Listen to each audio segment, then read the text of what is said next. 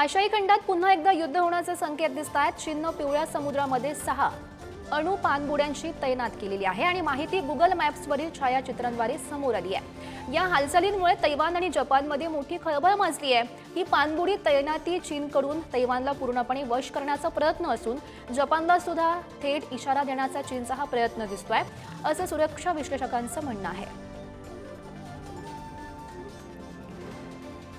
इराणच्या गुप्त अणु कार्यक्रमामुळे जगभरात खळबळ माजली। आंतरराष्ट्रीय अणु ऊर्जा एजन्सीचे महासंचालक राफेल ग्रोस यांनी खळबळजनक खुलासा केला।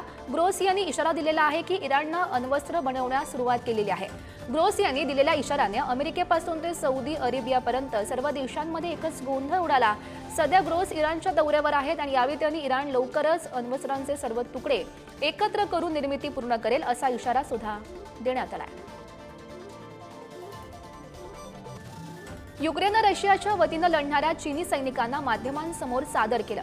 गेल्या 3 वर्षांपासून सुरू असलेल्या रशिया युक्रेन युद्धात हे पहिल्यांदाच घडलंय। युक्रेनने गेल्या आठवड्यात युद्धात लढणाऱ्या 2 चीनी नागरिकांना पकडल्याचा दावा केलेला होता। तसंच चीनने युद्धात आपल्या नागरिकांचा सहभाग नाकारलाय आणि यानंतर युक्रेनने या युद्ध कैद्यांना मीडियासमोर परेड करण्याचा निर्णय घेतला। युक्रेनने 155 चीनी सैनिकांची ओळख पटवण्याचा दावाही केलाय।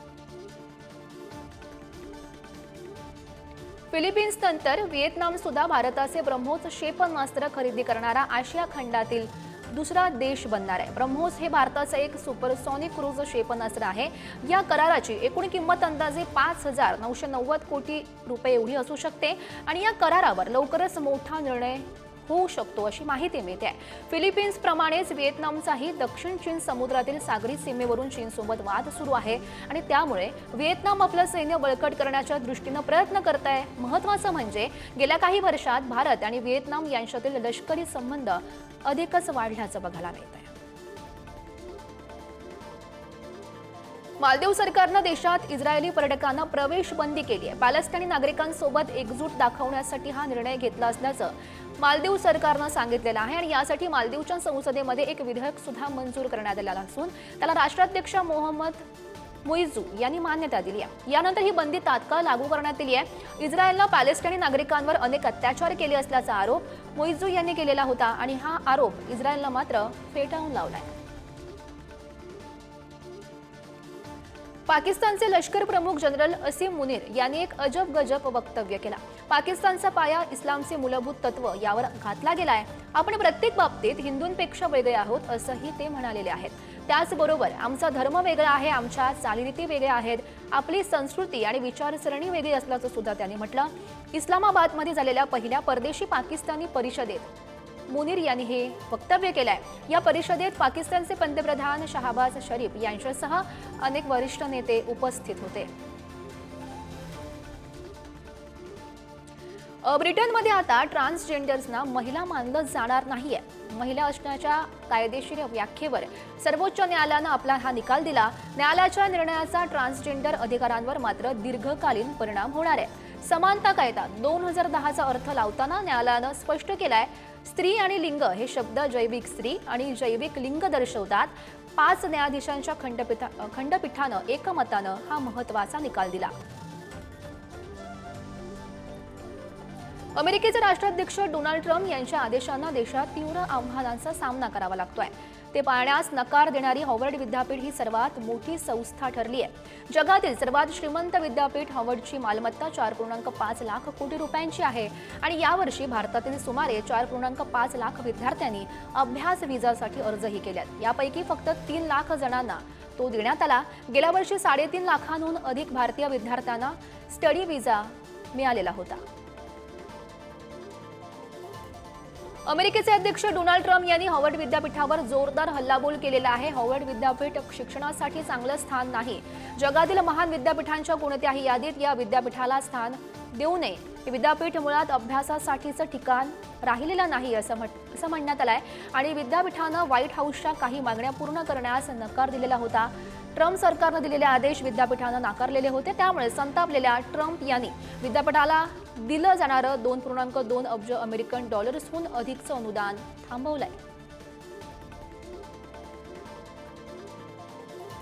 टाइम मासिकाची जगातील सर्वात प्रभावशाली व्यक्तींची यादी आता समोर आली आहे। टाइम्सनं 2025 मधील 100 प्रभावशाली व्यक्तींची यादी नुकतीच प्रसिद्ध केली।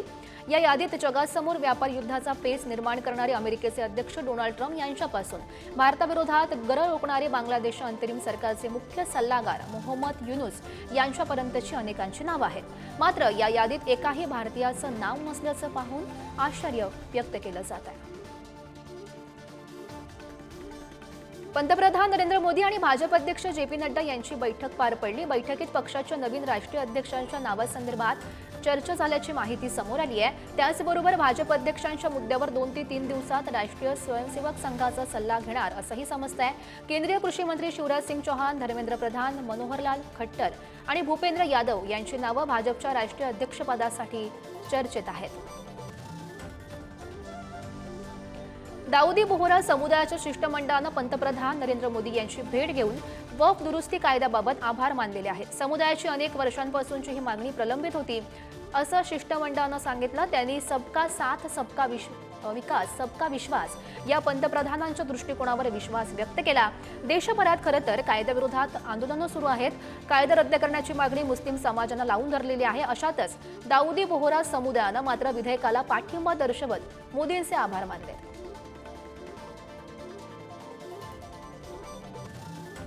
कर्नाटकमधील सरकारी कंत्राटामध्ये मुस्लिमांना आरक्षण मिळणार की नाही हे आता राष्ट्रपतींच्या हातात असणार आहे। राज्य सरकारनं विधेयक पारित करून ते राज्यपालांकडे पाठवलेलं होतं। मात्र या विधेयकाचा चेंडू राज्यपालांनी राष्ट्रपतींच्या कोर्टात टाकलेला आहे।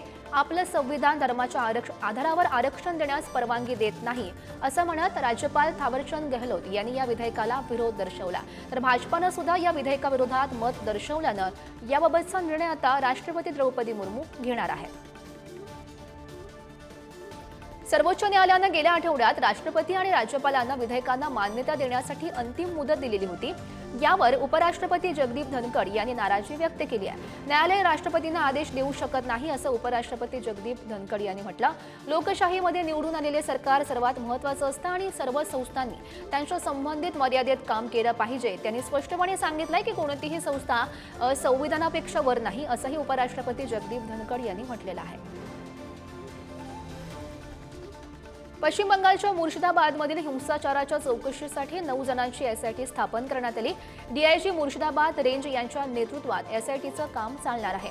या स्थापन केलेल्या एसआयटीमध्ये गुप्तचर शाखेचे एक अतिरिक्त पोलीस अधीक्षक, 2 उपअधीक्षक ज्यात सीआयएसएफचा एक काउंटर इमर्जन्सी फोर्स आणि दुसऱ्या गुन्हे अन्वेषण विभागातील अधिकारी असेल, 5 निरीक्षक ज्यात सीआयडीचे 4 आणि 1 वाहतूक पोलिसांचा अधिकारी असेल, तसंच सुंदरबन पोलीस जिल्ह्याअंतर्गत सायबर गुन्हे पोलीस स्टेशनचे प्रभारी अधिकारी यांचा समावेश असेल।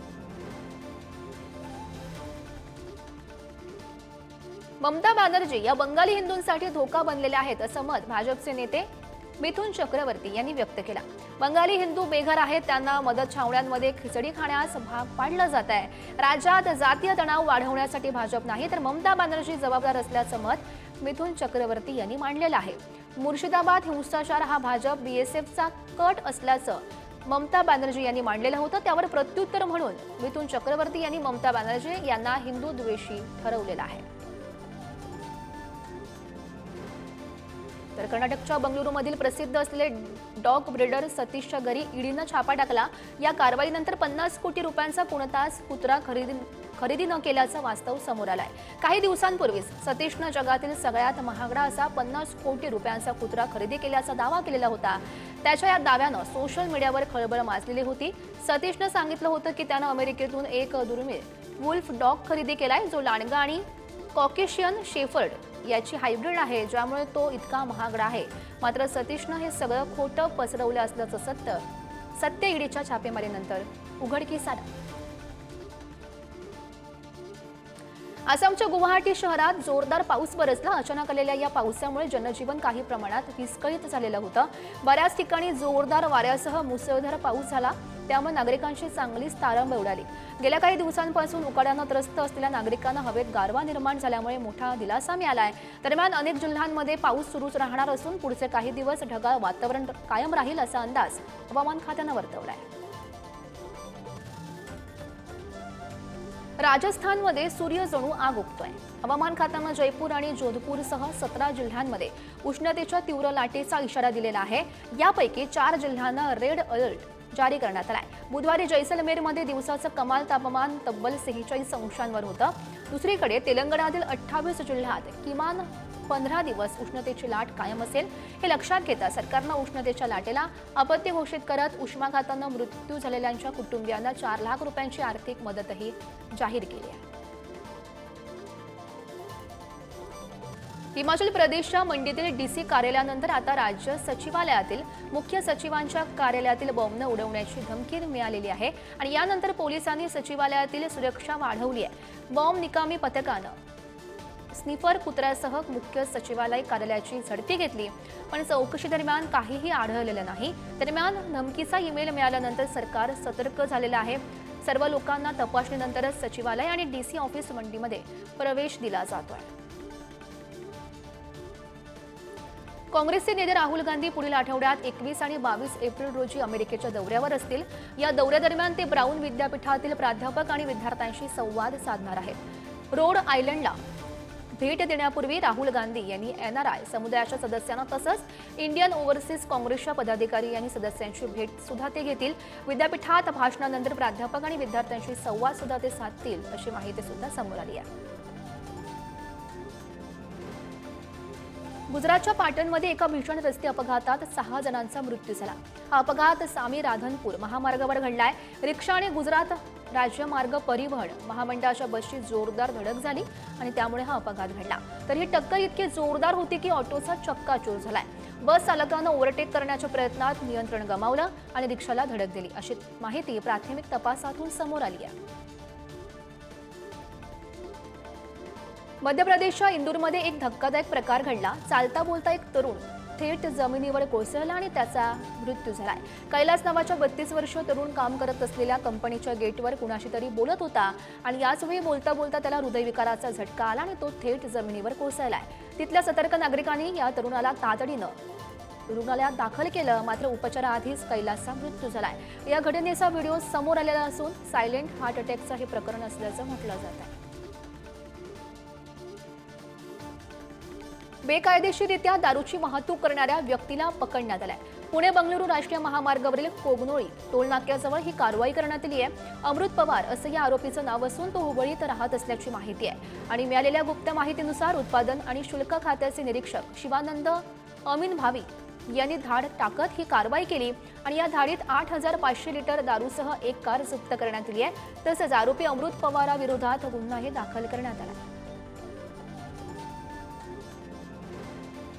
Thank you.